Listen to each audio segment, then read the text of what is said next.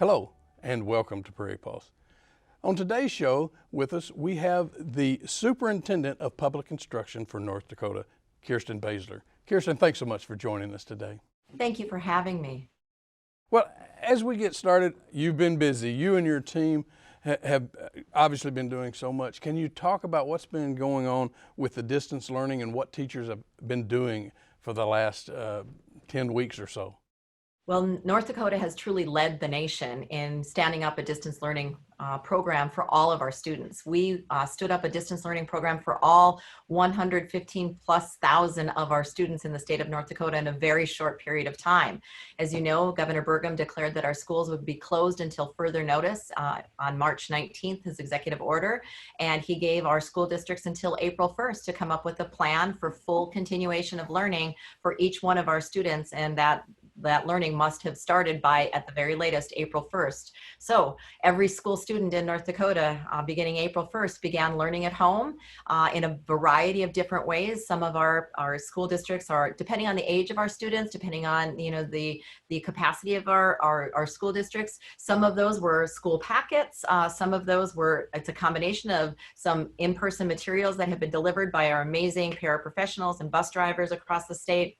Some have a combination of Zoom meetings or Microsoft Team meetings and Google Hangout and all those other good things. And they've been checking in, classroom instruction has been delivered.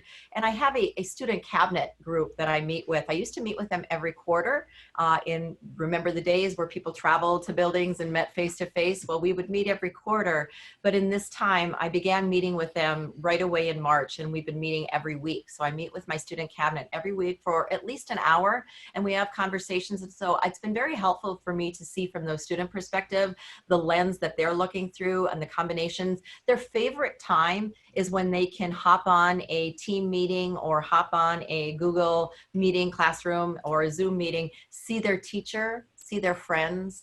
They also have what they call interview time with their teachers, where some teachers are connecting on one-on-one for question and answers for those students. And I think that's been a real asset, those personal connections that sometimes didn't even happen when students were going 50-minute period classrooms with their teachers. They've been able to connect on a personal way. And so a lot of combination, but obviously then you have kindergarten students that aren't really going to be hanging out on a computer and be interested in that sort of thing for very long. So I've heard from kindergarten students, though, as well, that they love getting on that screen and seeing Bobby, who they haven't been able to play with for the last 4 weeks, and at least waving to him and sharing stories and sharing toys like the old show and tell, that, the traditional show and tell. So I have to say, our teachers, our families, our students, our educational leaders across the state have been so creative and innovative. You'll hear stories where teachers have known that their students individually need a particular thing, so they've driven out to that farmyard and sat in the yard, and as their students sat on the deck and provided some instruction back and forth on a makeshift chalkboard or whiteboard. And so what our educational community has done in cooperation and partnership with our families and our students is just remarkable. Yeah, well, you kind of answered a little bit of this question, but even Matt O'Lean has a sixth grader. I have a sophomore in high school, and some of them struggle with this distance learning of getting assignments in and things like that. And what are you hearing? And you said they even go out and do a chalkboard out in the farm. But are you hearing a lot of that, or is that just isolated? No, not at all. And so I am hearing from one end of the spectrum to the other. We have students out there that are flourishing under this type of distance learning, whether it be the personalized learning, and we have others that are really struggling. And I think that's what we really need to remember. Teachers have known this for quite some time, that you cannot teach a student a single way and every student will get it. So there's been a lot of conversation about personalized learning, and prior to the coronavirus, I think a lot of people misunderstood personalized learning for online learning. And we as educators knew that that wasn't the case, that it wasn't the tool of which we delivered. It was about personalizing and meeting each student exactly where they were. And some students will be able to learn very, very well on this distance learning method or the computer online learning method. Others are really struggling, and they need that teacher to see that furrowed brow in between their forehead where it's like, I think I kind of get it, but I don't really get it. And then that teacher can have that emotional relationship response where it's like, you know, I'm going to follow up. I'm going to go over to that student and I'm going to say, can you help me explain back to me what you think I heard? So that teaching is based on a relationship. And so some students need that more than others, but it isn't a one size fits all. So I haven't heard that this is going horribly for everyone. And I haven't heard that it's going terrific for everyone. It's in between. And I think that's why the art of teaching, and that's why we really need to celebrate our teachers, because they're trying to do that in a non-face-to-face and where they're not in person anymore, but they really are rising to the challenge, trying to see that furrowed brow through a Zoom meeting or a Teams meeting, and then following up with a call afterwards or a one-on-one meeting with that student. Yeah. Well, I understand there may be a soft opening, I guess I'll call it, for summer. Can you talk about what that entails and what that means? Yes. So the middle of actually May 1st is when the governor announced that distance learning would continue through this school year calendar. And so that was the first decision that was made. And the governor said, no, we're going to continue distance learning through the end of this school year calendar. Then immediately we had to go on to the next decision. Well, what about summer school? And we have many of our school buildings and school facilities that are used throughout the summer for summer school, extended school year, which is similar to summer school, but it's specifically an IDEA, Individuals with Disabilities Education Act. And so summer school, the IDEA extended school year is used, our school facilities are used for.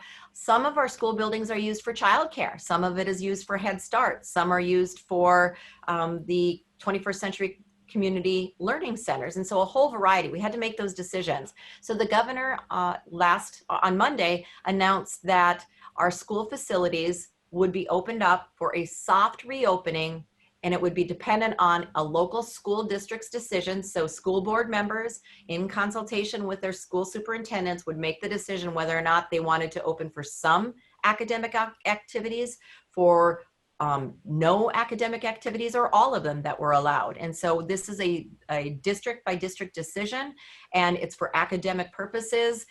And we're hoping that some school districts will take advantage of it, dip their toe into maybe bringing students back to the campus, learn from what is going well. And the important thing is summer school is not mandatory for any student. And so it doesn't put our parents in a position of, I'm not quite ready to send my child back into a broader community. And they don't have to if they don't want to. It also allows our teachers to make that same decision. Some teachers are may have some underlying health conditions, may be of a vulnerable population. Summer school is not part of their contract, so they can make a decision whether they want to sign an additional contract. So it will allow us to, maybe, as you say, test run this soft opening. Well, so basically, summer school will not go on as usual, is what I think I hear you say. Because I know some students take a class to get it out of the way in the summer for the next school year. But so it's really going to be case by case on school districts? Case by case. Summer school is used for some students to accelerate their learning so they can free up more of their periods and take more electives in that sophomore, junior, senior year. Sometimes summer school is used to do some credit recovery. Some parents enroll their students in summer school to ensure that there's no summer learning loss, that they were on par, they were at grade level, and they don't want those 3 months off for their child to regress, if you will. But there's a whole gamut of reasons that people enroll in summer school. And we should remember that 18 of our counties in North Dakota have 0 confirmed cases. And so in some of our school districts, I imagine that summer school may go on as it was in the summer of 2019, because they are experiencing a completely different set of circumstances than other counties are. What about graduations? What are you hearing there?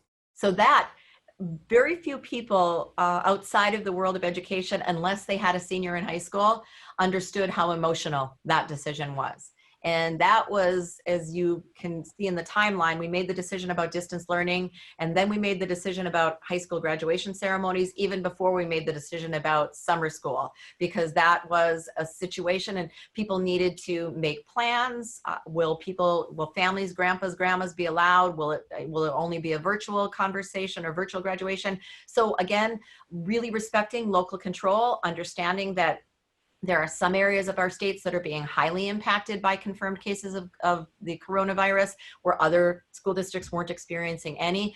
We provided the local control that North Dakota citizens have come to expect in North Dakota, and we're allowing our local school boards with their superintendents to make the decision about high school graduation ceremonies. We've seen some really unique ideas. The one that I probably like the most is, because of the mixed groups and the contact, that the minimizing and social distancing of the contact, generally during a traditional graduation, the principal shakes the hand, hands the diploma, a school board member may turn the tassel or vice versa. So that's a lot of contact between mixed groups. One of the best ideas is a couple of our school districts are allowing their high school seniors to choose a family member or close family friend to give them their diploma. So those diplomas will be delivered in a sanitary way to that person. The senior will walk across the stage, have his or her name announced, and that close family friend or family member that they've had that are living in the same household will be able to hand them the diploma, shake their hand. And I think that's going to be, possibly even more special than that school board president or that principal handing them their diploma. So they're being creative. Well, you talk about creative. What do you think a virtual graduation might look like in a few weeks? So again, some of those are coming about. I believe some in Cass County are going to have a virtual graduation with the possibility of an in-person one later in the summer. But there's lots of funny stories. I think what I've appreciated about the evolution in graduation in the last decade or so that I've seen is high school graduations are now much more student-centric. They used to be, when I graduated a long time ago, it used to have this adult come in, give you some words of wisdom. You didn't really know them, you sat through it, and you couldn't wait to give your friends a hug afterwards. And so, but now graduation ceremonies are transitioning into some senior classes are electing their speaker. So it might be the funny kid, it might be the kid that has won the speech and debate and can really deliver an address. So I anticipate that some of our virtual graduations will include many of those same elements, where storytelling, memory sharing, thanking of their favorite teachers, thanking of those teachers that were hard on them but pushed them to be their best, and sometimes even classes have elected and voted for their favorite teacher to give an address. So I imagine that's what virtual graduations will entail as well. Are you concerned at all about the seniors as they enter college in the fall being ready academically and emotionally? So I think I worry a little bit more about the social emotional portion of it. Academically, essentially of their 13-year career in K-12 education, they've missed 9 weeks of the traditional. So when you talk about the totality, I'm not worried about them as academically as much as I am about the social emotional. That first year of college is a transition. It's and it's going to be completely different than any other generation, any other class has encountered. And so in addition to the normal transitions that they'll have to go through, they'll also be needing to deal with the pandemic, about social distancing and the initial inauguration, even for our universities, our research universities with the significant fraternities and sororities. I don't know what that rush week will look like. I'm not sure that they'll even be able to have it. And so I do worry more about the social emotional, but that is where I think North Dakota and the upper Midwest in general has an advantage over other states and other communities. We are a community, and the support system that our seniors going on to become freshmen in college, they have a tremendously strong network of support from family, friends, and community that I think will be able to support them and usher them through that transition year of college. Will the North Dakota Academic Scholarship Program, that's I believe run through DPI, be affected by any of this? So we just had some decisions based on that on Monday as well, included in the governor's executive order. One of the allowable uses for our school buildings and facilities will be allow any seniors that have not been able to take the ACT work keys, which makes them eligible for the CTE scholarship, or if they haven't been able to take the ACT exam and get the score of 24 that is necessary, school buildings are now allowed to be administration sites for those two tests. And so DPI announced on Monday as well, and I am part of a multitude of stakeholders that I have calls with each week. So I visited with the high school principals, the school district superintendents yesterday, school board members. I had a call last night with our school board members from across the state. Essentially, the June 5th deadline for the application remains in place, but DPI will continue to accept the exam score through August 31st. So if a senior has not been able to take their ACT exam or their ACT work keys exam for the final eligibility requirement, we'll be accepting, they can take that through the summer at their local high school, just visit with their school counselor, their high school principal, and we'll be accepting those exam scores through August 31st. So we don't anticipate much impact by those ACT or CTE scholarships. So what is the plan for fall? And I realize it may change from week to week, but is the plan to have students back physically in the classroom? So my crystal ball is about as black as it's ever been in my entire life and my career.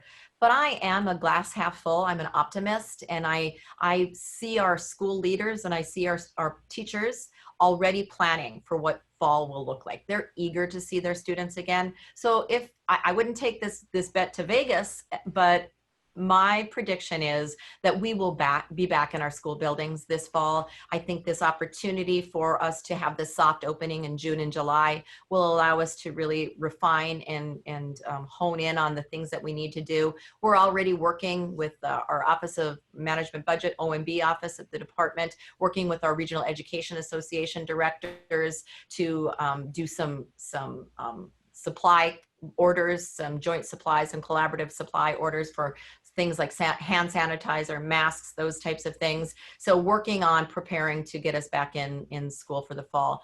With that being said, we all know how early the flu season hits in general in North Dakota. We are asking every school board and every district leader to begin to plan for and include their plan for the 2021 school year, a future disruption if necessary. We don't know how far along we'll be in a vaccination or how far along. I'm confident in our governor's leadership that he is really building a testing and contact tracing infrastructure that I believe even when we enter into the flu season this fall, I'm so proud of the way that we are working as one, as government at the state of North Dakota, between the Department of Emergency Services, the North Dakota National Guard, the Department of Health, the Department of Public Instruction, the governor's office. We are preparing and creating an infrastructure that even if we do have a resurgence of the COVID-19 virus this fall, that we'll be able to mitigate that in a very swift and rapid way, that it won't cause a mass statewide shutdown of our education system again. Mm-hmm. What about, do you have any concerns over students falling behind, sort of losing ground as they come back next fall, and because of what we're going through right now? So one of the things I want to say, as I said, North Dakota has led the nation in this distance learning. And what we've been able to deliver for the last 9 weeks of the school year has been tremendous. And it certainly is better than many of I have friends all over the nation. And there have been students that they were released from school the middle of March and haven't had a day of instruction from a teacher or their school since then. The Spokane School District in Washington, one of the hardest hit and first hit, they haven't had any instruction. So what we've been able to provide is better than what many students have been able to receive in many other parts of the nation. But with that being said, we shouldn't assume and we should know that instruction that we've been delivering through distance for a large majority of our students hasn't been the quality that they deserve and that they are used to when they have that face-to-face interaction with their students. So with that being said, we have to acknowledge that we are going to have the challenge of understanding when our students come back into our classrooms that each one of them, if you have a classroom of 25, each one of them is going to be at a very specific place, and it's not going to be a normal start of a school year. But I really want to emphasize this to all of our students out there, all of our parents out there, or family members, aunts, uncles, grandmas, grandpas that have been helping our students learn these during this last 9 weeks. No child is ahead. No child is behind. Every child is exactly where they need to be. And we have teachers that are superheroes. That's their superpower, is when they come back into the classrooms, they are going to be able to identify where that child is, where their student is, meet them where they are, and get them exactly where they need to be. So for all of you family members out there, all of you students who are trying your best, doing your best, please know that you're not behind, you're not ahead, you're exactly where you need to be. Boy, I should end it right there, but we've still got some more time, so I do want to ask a few more questions here. Education is the most important thing, but what about the student athlete? What was it like to make the decision not to even finish the sports out for this year, and what have you heard there? So the North Dakota High School Activities Association is a membership organization that governs those decisions. Matt Fetch is the director of that organization and an extremely strong, exemplar leader. He has led the board through some really challenging questions that they needed to decide. And I, as the state superintendent, sit as a board member on that board of the North Dakota High School Activities Association. But I can't say enough about Scott Pravatsky, who is the superintendent of Devils Lake Public Schools, as the president this year. All of my colleagues on that North Dakota High School Activities Association board of directors, I rely on them to really lead this discussion, and I have been nothing but impressed with the conversations that they've had. They are long-term, high school principals, local superintendents, athletic directors, activities directors themselves. They know up close and personal how important these extracurricular activities are to our students and the well-rounded experience that we want our high schoolers and our middle schoolers to have as they go to our schools and as they leave us. It's probably been hardest on our seniors that were looking forward to their last year of speech and debate, their last year of band and choir, their last Class B tournament. As you know, the Class A tournament got shut down midstream, and there was the announcement that Class B would not be occurring the following week. There was the hope that we would be able to hold on to, that maybe we could have our spring sports and have those tournaments later this spring or summer. When it came to the realization that we weren't going to be able to do that, really, really hard decisions. But I hope that our parents and our student athletes know that in the scope of things, trying to keep grandma and grandpa and or an aunt and uncle, or even a mom or a dad that might be vulnerable, that's really some tough things. But again, I'm going to fall back on where we live in the upper Midwest, that we have some incredibly supportive coaches, teachers, parents, family members, and even themselves. So again, I'll fall back on my student cabinet. They were very disappointed. I have two seniors that are on the student cabinet, one from Richland 44 and one from Napoleon. They miss those things. They were highly and heavily involved in those extracurricular activities. They're sad, but the dignity and the understanding that they have exhibited through all of this, they understand that their loss of those activities pales in comparison to what they are doing as individual citizens of North Dakota to keep everyone safe. And so I think we should celebrate, if we can, as a state, help them focus on what a wonderful, responsible, contributing factor they have played in keeping all of North Dakota safe, rather than focusing on their loss. Kirsten, you and your team have put in countless hours in working on this.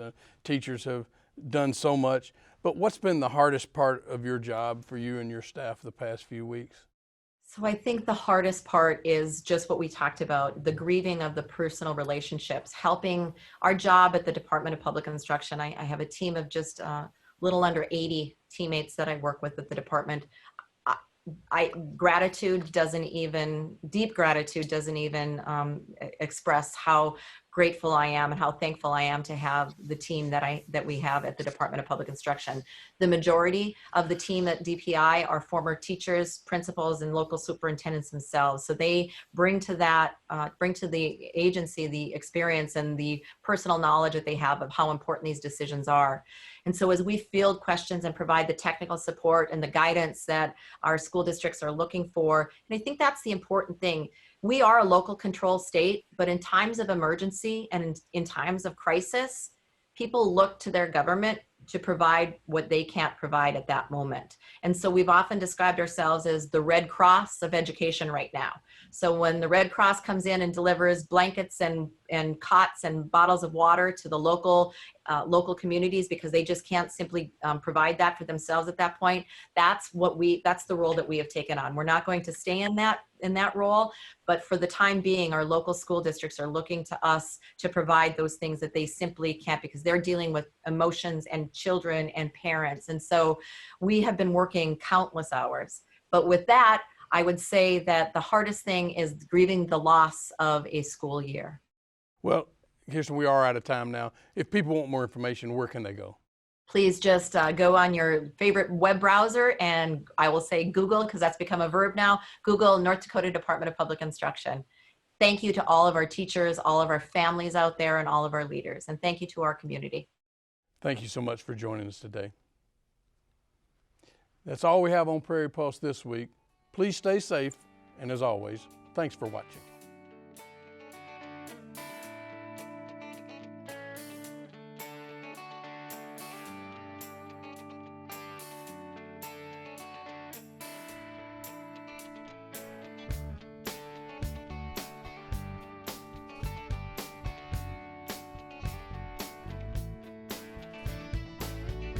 Funded by the members of Prairie Public.